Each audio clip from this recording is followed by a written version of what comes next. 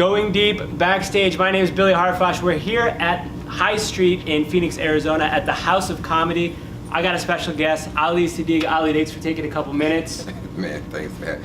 Going deep, Going deep. We're gonna go deep. I'm warning you, man. It sounds like a porno podcast. Well, we'll see where it goes. This podcast could go in all different ways. I'm Ali Siddiq. I was arrested at 19 years old for drug trafficking. Listen, man, when I look at your stand-up specifically, and I see you on stage, the one thing that pops out of me is confidence.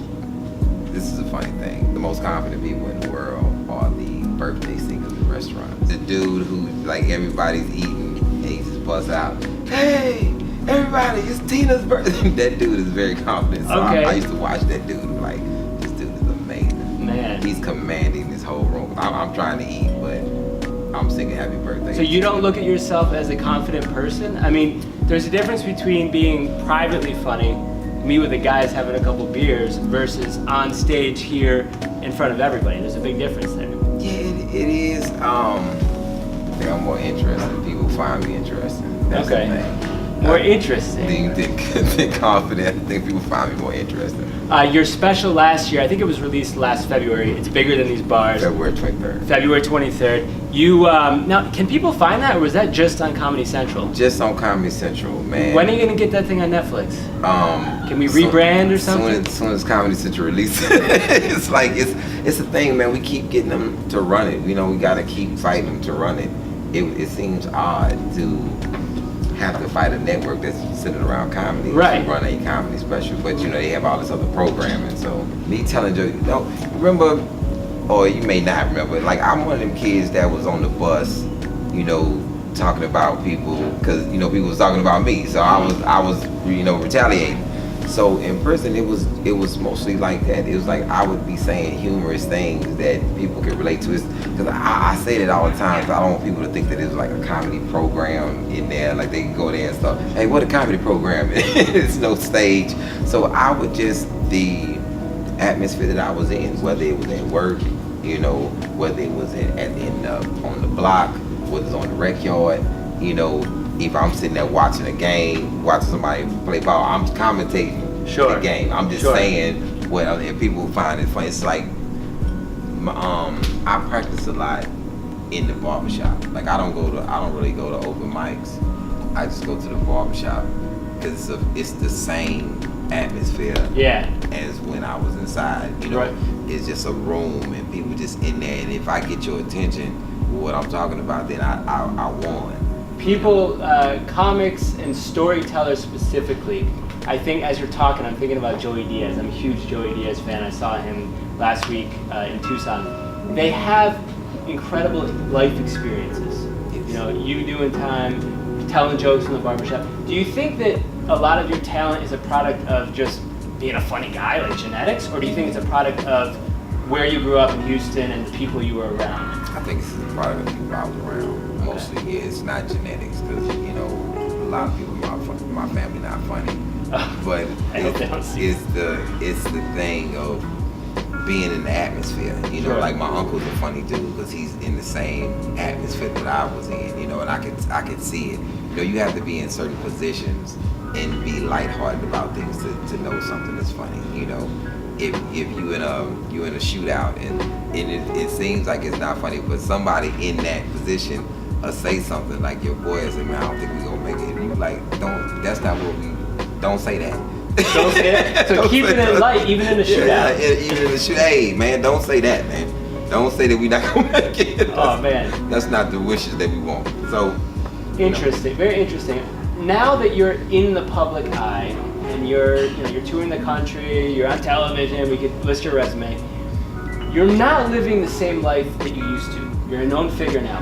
Do you still have those crazy moments to draw on, or are you continually drawing from your past? Man, do you understand what I'm saying? No, I am definitely still drawing from right now. You still have wild nights and the whole thing? Wild nights still. It's a weird thing that my wildness is consistent of sometimes it's my kids, you know, just having something with my oldest daughter is 20, and that's a whole thing in itself. You know, being a father and being on the road is you still gone. You know, you there. You know, she know you can call you, but when something happens, right? You know, she got attacked by a pit bull, massive, last year, and it was very traumatic for me. And my road manager, he was on the road with me, but he was in Houston, so he got there, and I was like, yo man, how's she doing?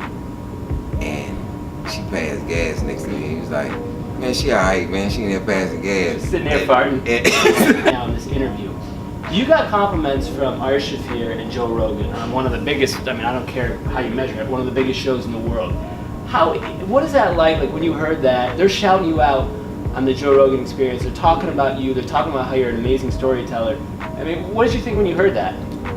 Actually, somebody sent it to me. Oh, you mean you weren't listening? I wasn't even. I was in the middle of doing something, and then the guy sent it to me, and I was like, wow. I was still wild that they mentioned me on the show, and I remember Ari, how I got on the show. This is not happening. Ari actually didn't know me at all, so he wasn't like, oh, that's not. I don't know him, so I don't really want him. And Eric Abrams, one of the producers of the show, created the show. He was like, no, you gotta have him. Trust me. So I came into the show. So Ari didn't know you before they booked you on This Is Not Happening? Nah, he didn't know. Because you would think, from an outsider looking in, he knows all the comics. He knew everybody else but me. So you got a recommendation, obviously, from the Eric. producer. And what happened? Obviously, you crushed it on the show. I was like, I'm still his favorite story. You know, So you know, it was weird because he was doing the show 2 years on the internet prior to getting on the network. Yeah. So when I came back, when he introduced me like that, I was like, what? And so when I did another story, he was like, it's like you like your designated hitter. Man. And then I came back and I did, before I did this third season with Roy Woods, I was a friend of Roy's, friend with Ari, friend with Eric. So Roy took over this. Right? Yeah, he does the show now. He does the show now. Right. And I was up in the air. Was I gonna do it or not? So I called Ari first, and Ari was like, "Yo, man, go ahead, knock it out." But I did a story that pertained to Ari. Do you get extra butterflies or anything like that when you know it's people? I think it's just people. I don't think it's alcohol at all, because that would be me giving them an excuse. Okay. So you don't know you can't handle your liquor either. Okay. It's like two things. Like you definitely not in the dope. Right. You're up here doing your art. You're sharing. You're giving your all, and then some idiot, Because I go to shows. Yeah. I go to shows as well. So I've never been in a show looking at the performer and wanting to say anything. Like nothing. Never. Even if they're bad. Even if they're bad, I'm gonna just get up and leave. Right. If I feel like they're not doing well, I'm like, okay. Right.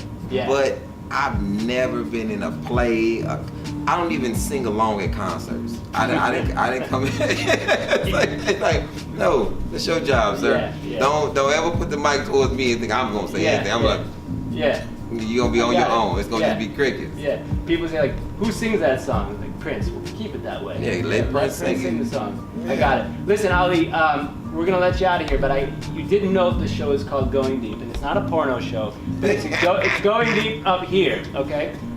So I want to finish with this. I'm gonna read something to you. I am mentally and physically tough.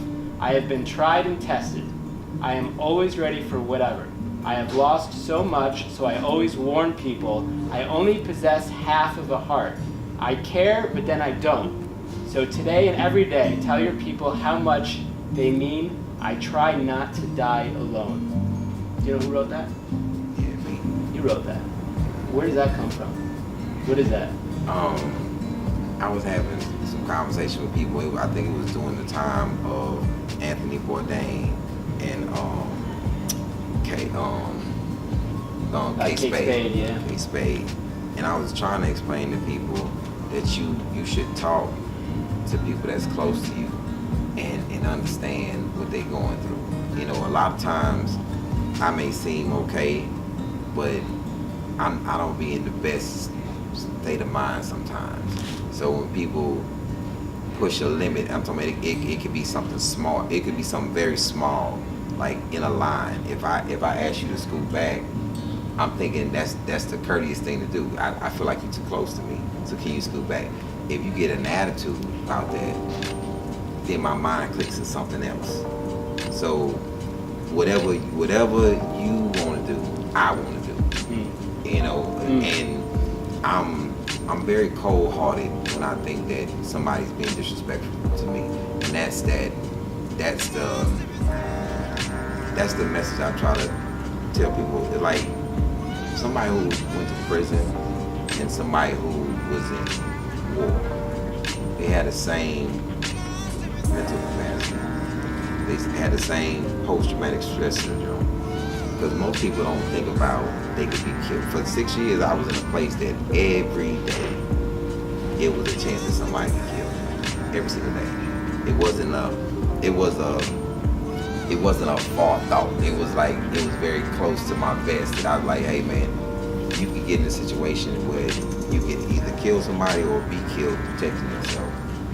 You know, that's real. Because of something that you don't have any clue that's even going on. You don't know what happened, what drug trade didn't go well, or what somebody stole something and they just decided that there's gonna be a riot between blacks and Mexicans over a radio. And you don't have anything to do with it, you just outside. And so, what are you gonna do? Right. And that's the situation that I did the story. In the story, I talked about CC. That's his story. He come to prison in 1979 with 4 years. You end up in a riot. You kill somebody protecting yourself. You get a life sentence. Going in mentally with 4 years. Going in mentally Thinking before, especially in 2016. So I never spoke about it. No. And now we're here in 2019, full circle, and you're speaking really open about it. I mean, it's out there. Now, it hasn't hurt your career. No, I don't want to say it helped your career. Maybe it has. The actual show, This Is Not Happening, actually did, because it was a story that so many people could relate to. Yeah. It's weird that Mitchell is the one that older white women come up to me and say, you should have killed Mitchell. And I'm like, the white women tell you that? I'm like, it's always older white women. Like they so offended. It's like they could see somebody violating them, like making them strip down for no reason. In their mind, it's not even about me no more. It's about something that happened to them, and I could tell, because they were like, you should have killed Mitchell. And I'm like, then you wouldn't have heard the story. Well, you're right. They're relating it to something on a smaller scale in their own life. In their own life. And Mitchell is their whoever. And Mitchell is their whoever. Yeah, that's it. That's the power of telling a story, because you never know what release it gives someone else. I love it, man. I love all of it. Ali Siddiq, listen, man, thank you for taking the time. I know you do a lot in your community, and you spread a lot of love. You do things with charities and everything. So from our sponsor, we're going to give you a little gift. This is from Goodness Unlimited, and they're trying to spread a little goodness in the world. And this is a t-shirt. We know you got some big muscles on you, so hopefully it fits. But this is from Goodness Unlimited. They're trying to spread some goodness out here in Phoenix, Arizona, and you're a good guy. Great comic. Thank you, man. Thanks for taking the time, man. Thank y'all. I'm getting ready to try to adopt a block in my city, and figuring out that you have to do like 4 cleanups a year. It's gonna be pretty easy. It's all right. Yeah. Just a block? Yeah. Maybe you can get bigger someday. Yeah, hopefully I can do a whole street. Kid Rock and Eminem, they want to buy all of Detroit. You might take over all of Houston one day.